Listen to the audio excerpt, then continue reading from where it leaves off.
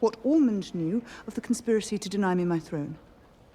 What happens when a queen finally gets everything she fought for, only to realize that ruling is far harder than winning a war? House of the Dragon Season 3, Episode 3 is less about dragons and battles and more about power, fear, politics, and the difficult choices that come with wearing a crown. While everyone expected Rhaenyra to celebrate her victory and prepare for conquest, this episode shows a ruler struggling under enormous pressure. She is surrounded by enemies, betrayed by allies, haunted by loss, and forced to make decisions that could determine the fate of Westeros. Welcome back to Your Nerdy Show.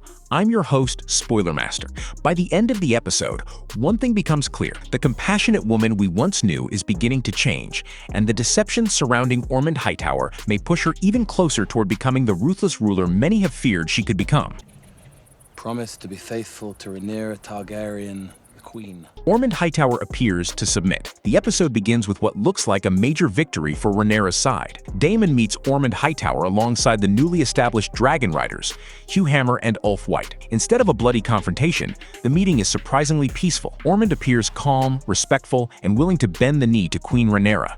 Considering how fiercely the Hightowers have opposed her throughout the war, this sudden surrender feels almost too easy. Daemon, being Daemon, cannot resist provoking him. He jokingly offers Old Town to Ulf just to unsettle Ormund, but the Hightower Lord remains composed. That restraint immediately feels suspicious. Daemon also demands that Ormund surrender Daeron Targaryen, Alicent's youngest son, arguing that a surviving heir of Aegon's line roaming free with a dragon is simply too dangerous. Ormund leaves without causing trouble, but as we later learn, his obedience is nothing more than an elaborate deception. Payment to the throne.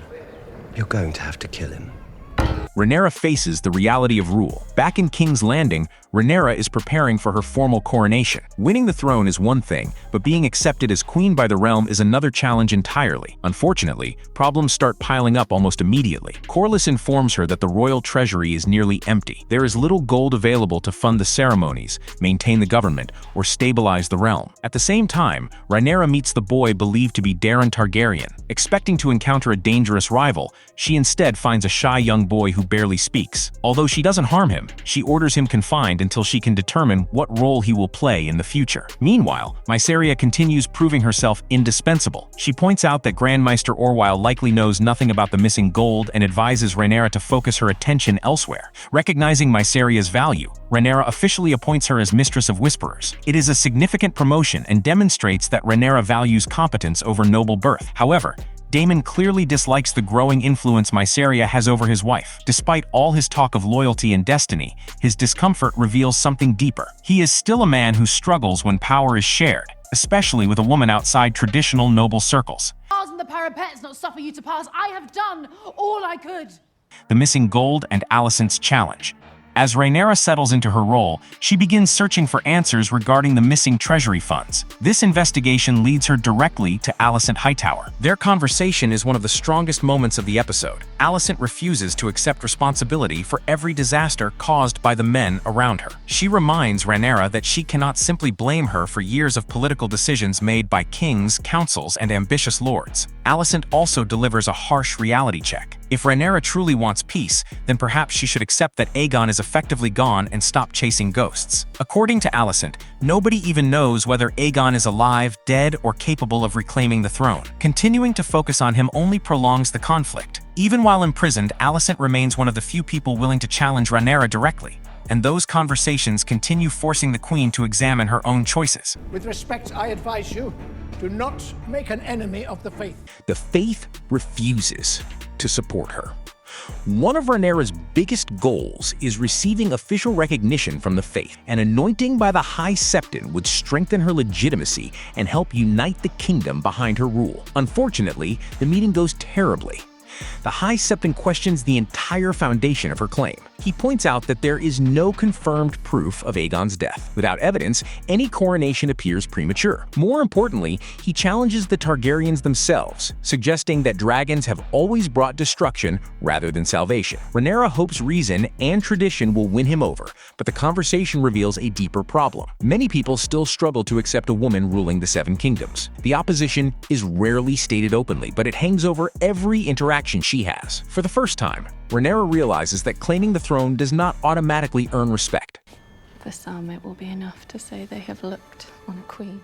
Haunted by grief and fear. Although Rhaenyra projects confidence in public, privately she is falling apart. The loss of Jace continues haunting her. While walking through the Red Keep, she briefly believes she sees him. The sight vanishes almost immediately, but it reminds us that her grief remains fresh. Even sleeping has become difficult. The king's chambers, once occupied by Viserys, are filled with memories. Every room seems occupied by ghosts from her past. At night, she clings to Daemon while staring out the window, unable to fully relax. What makes this struggle so compelling is that it isn't just grief. Rhaenyra fears what comes next. She fears failing her father. She fears losing more children. She fears making the wrong decision and destroying everything she has fought to build. Those fears are beginning to influence her leadership. Might we consider the Kingswood?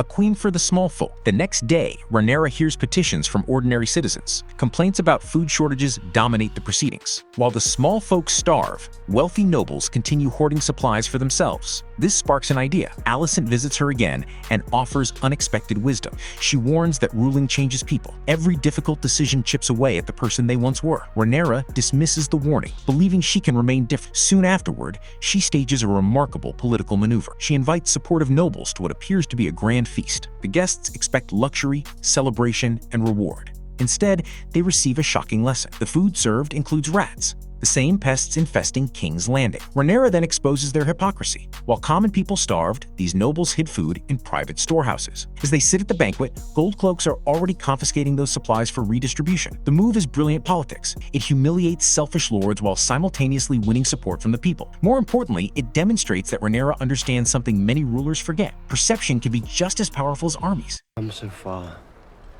and yet you still don't know who you are.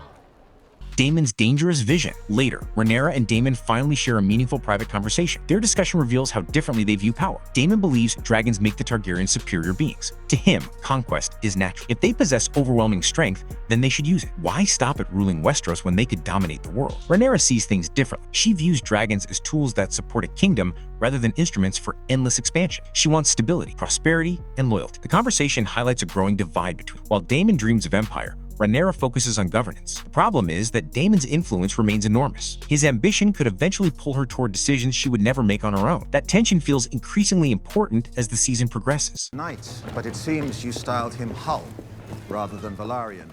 Corlys demands recognition. Another conflict emerges when Corlys approaches Rhaenyra regarding Adam and Alan. He openly acknowledges them as his sons and asks Rhaenyra to legitimize them as Velaryons. Considering everything Corlys has sacrificed during the war, it seems like a reasonable request.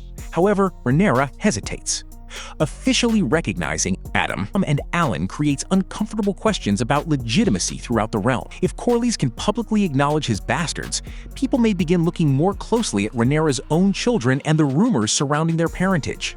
Instead of granting his request completely, she knights the Dragon Riders but keeps the whole surname. Corlys is deeply disappointed. For perhaps the first time this season, cracks appear in one of Rhaenyra's most important alliances. With war still raging, alienating family and loyal supporters could prove extremely dangerous.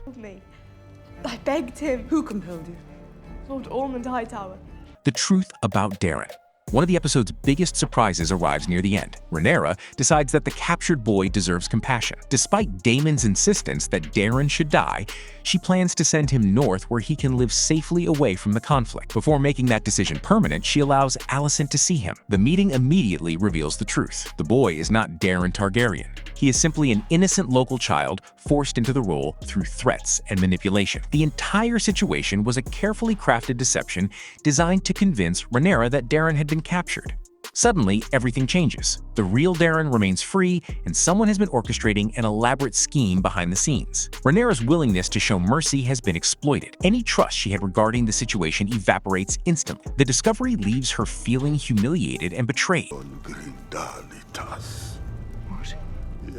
Ormund's betrayal and the road to war. Just when it seems the episode cannot deliver another major shock, disaster arrives. A wounded dragon keeper reaches King's Landing carrying terrible news. Ormund Hightower never truly surrendered. Instead, he used diplomacy as a distraction while advancing his own campaign. Tumbleton has fallen. The Hightower forces have seized control of the town and imprisoned a young dragon within its walls. Countless lives are now at risk, and only this lone survivor escaped to warn Rhaenyra. Furious, Rhaenyra immediately talks about burning the city and destroying her enemies. Yet the Dragon Keeper reminds her of an important truth. Tumbleton is filled with her own people. If she attacks recklessly, innocent civilians will die alongside her enemies. For a queen already struggling between justice and vengeance, the dilemma is devastating. As the episode closes, Rhaenyra watches Hightower banners being torn down and burned. The symbolic image says everything. The woman who spent the episode trying to rule through patience, compassion, and responsibility is now staring directly at betrayal. The peaceful path she hoped to follow may no longer exist.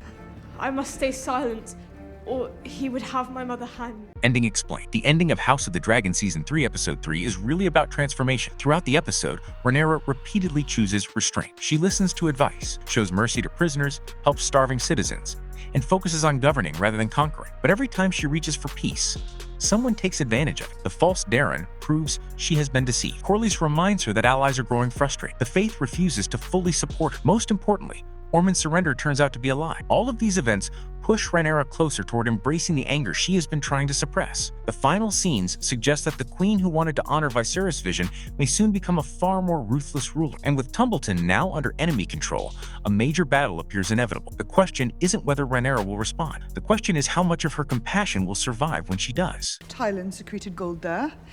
We will have an answer from Lady Joanna.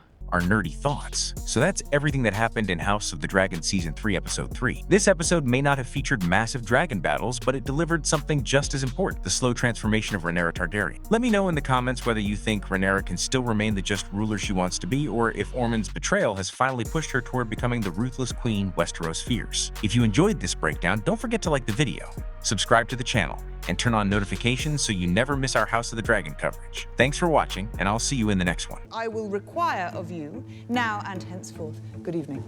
No, what the heck, I'll laugh anyway.